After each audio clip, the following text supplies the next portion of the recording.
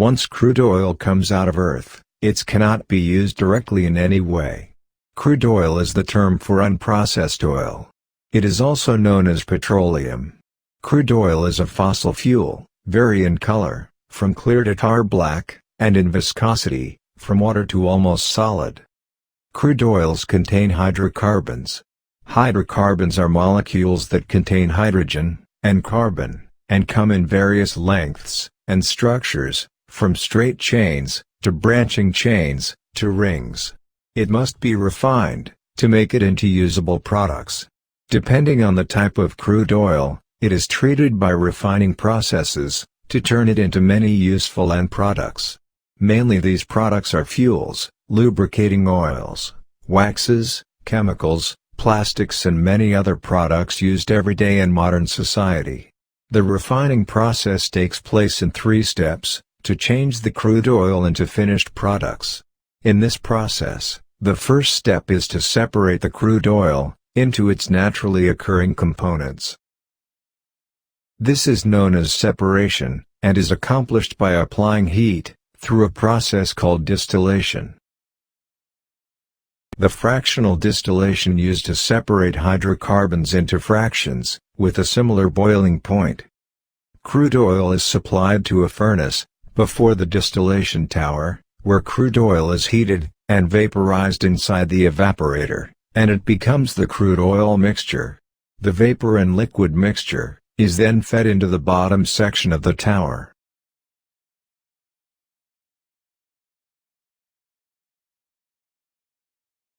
The larger hydrocarbons have high boiling points, is removed at the bottom of the fractionated column. Small molecules commence hierarchical.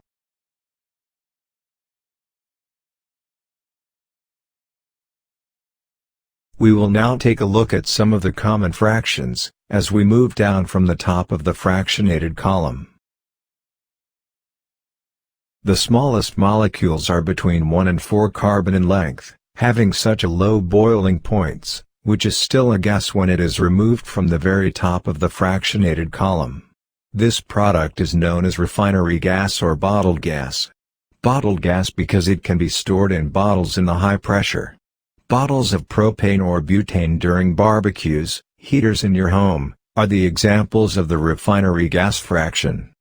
Petrol or gasoline between 5 to 7 carbon in length. It is still a fraction of small chain hydrocarbons, therefore, it vaporize at a low temperature and are easily ignited.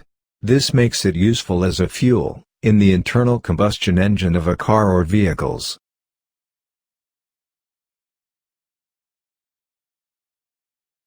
Naphtha is not such a useful fuel but is a valuable source of organic molecules, which can be cracked to make alkenes. Alkenes can be turned into polymers and polymers can make plastics which are used in our everyday lives.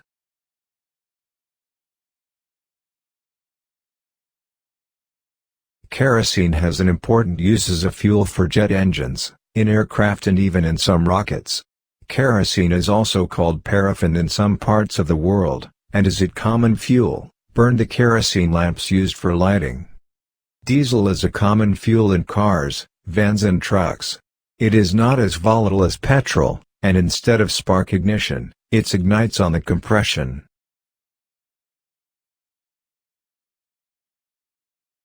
Below diesel are the residue fractions.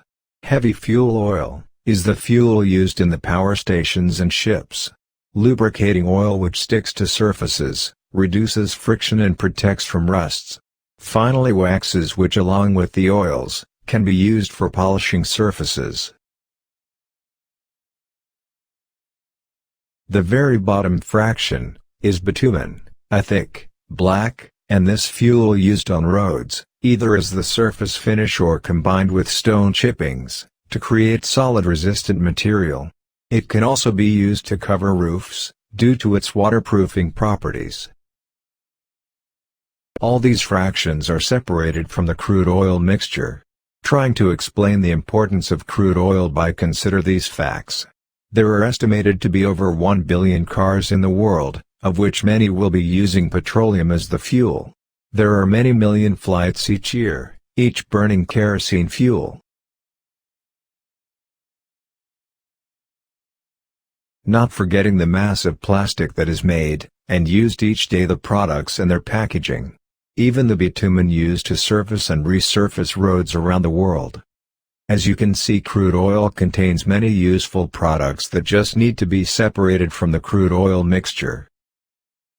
Now, you should have a better understanding of what crude oil is such a valuable resource, and the use of each of the main fractions.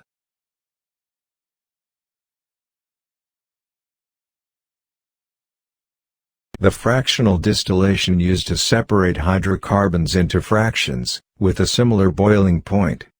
A tall fractionated column is fitted with several condensers coming off at different heights.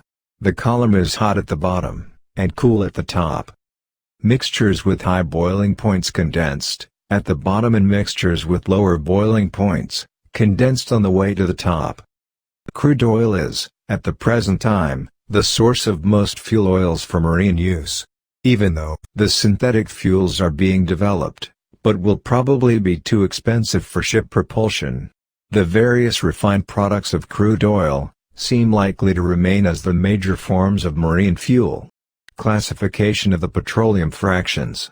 Fuel oil is a fraction obtained from petroleum distillation, either as a distillate or a residue. Distillate fuels, free-flowing fuels, easily stored and can be used without any treatments. Residue fuels, very viscous or thick fuels at normal temperatures, and require heating before use. Fuel oil is classified into 6 classes, numbered 1 through 6, according to its boiling point, composition and purpose. Number 1 fuel oil, Number 2 fuel oil and Number 3 fuel oil are variously referred to as distillate fuel oils, diesel fuel oils, light fuel oils, gas oil, or just distillate. Number 4 fuel oil is usually a blend of distillate and residual fuel oils, such as Number 2 and 6, however, sometimes it is just a heavy distillate. Number 5 fuel oil and Number 6 fuel oil are called residual fuel oils or heavy fuel oils. Number 5 fuel oil is a mixture of Number 6, about 75 to 80%, with Number 2. Number 6 may also contain a small amount of Number 2 to get it to meet specifications. Marine fuels. In the maritime field, another type of classification is used for fuel oils, which is set by the ISO 8217 standard. 1. MGO. Marine gas oil, roughly equivalent to Number 2 fuel oil, made from distillate only. 2. MDO, marine diesel oil, a blend of heavy fuel and gas oil, MGO, that may contain very small amounts of black refinery feedstocks, but has a low viscosity up to 12 Cheney Stoke, so it need not be heated, for use in internal combustion engines. Roughly equivalent to Number 4 fuel oil. 3. IFO, intermediate fuel oil, a blend of gas oil, MGO, and heavy fuel oil, with less gas oil, MGO, than marine diesel oil, MDO. 4. MFO, marine fuel oil, same as HFO, just another naming. 5. HFO, heavy fuel oil, pure or nearly pure residual oil, roughly equivalent to Number 6 fuel oil. Maritime transportations utilizes the lowest grade of fuel oil to run the ships. This is one of the reasons which make it the cheapest mode for transporting goods and cargo to different countries. A medium-sized container ship consumes approximately 200 to 400 metric ton of fuel oil on a daily basis, depending upon the operation speed and engine efficiency. Before using the low-grade oil, such as heavy fuel oil, for combustion in the engine, the separation process of the oil taking place on ship at various levels. Separation is the process of removing impurities from a fuel. Separation is used to separate two liquids, for example oil and water, or oil and solids, as in contaminated oil. The separation of impurities and water from fuel oil is essential for good combustion and lubrication, and the removal of contaminating impurities from fuel oil will reduce engine wears and possible breakdowns. Separation can be undertaken by means of gravity in a settling tank, or by means of centrifuging the fuel. Separation is speeded up by the use of a centrifuge, and can be arranged as a continuous process.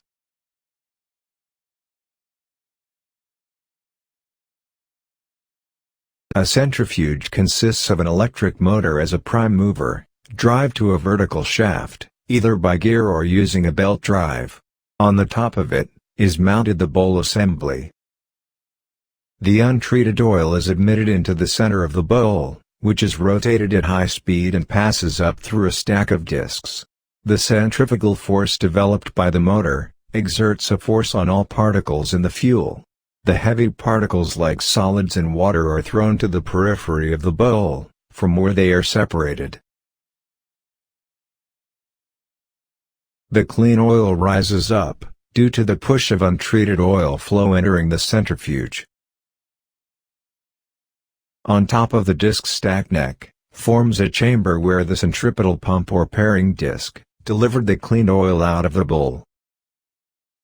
Centripetal pump or pairing disc is a stationary impeller, mounted at the neck of the bowl, converting the rotating energy of the clean oil into a pressure head. The bowl can be a solid assembly which retains the separated sludge, and the sludge clean out manually, manual cleaning centrifuge.